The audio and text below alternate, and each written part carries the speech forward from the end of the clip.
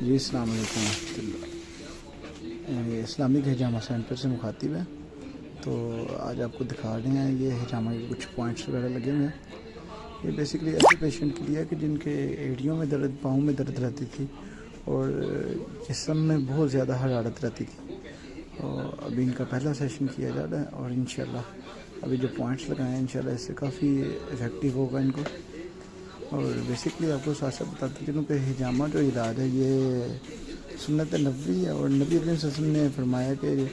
تم جو دعائیں استعمال کرتے ہو اس میں سے سب سے بہترین جو چیز ہے نا، سب سے پہلے ہجامہ لگوانا، اور دوسرا شہد کے ذریعے علاج کرنے کو نبی کریم صلی اللہ علیہ وسلم نے پسند فرمایا۔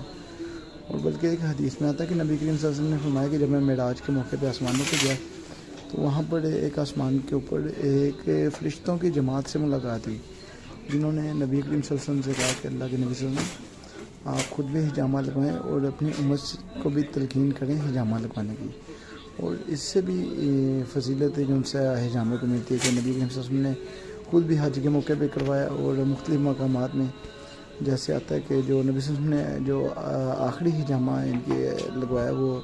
اپنے پاؤں کے اوپر والے حصے پہ لگوایا تھا، اور وہ اس وجہ سے لگوایا تھا کہ حدیث میں آتا ہے کہ نبی کریم صلی اللہ علیہ وسلم نے پاؤں میں درد محسوس کی، موچ آ گئی تھی، اور اس وجہ سے پاؤں کے اوپر ہجامہ لگوایا تھا۔ اور اس دور میں بھی معالج ہوتے تھے جو مختلف طریقوں سے علاج کرتے تھے، اور نبی کریم صلی اللہ علیہ وسلم نے اس علاج کو پسند فرمایا۔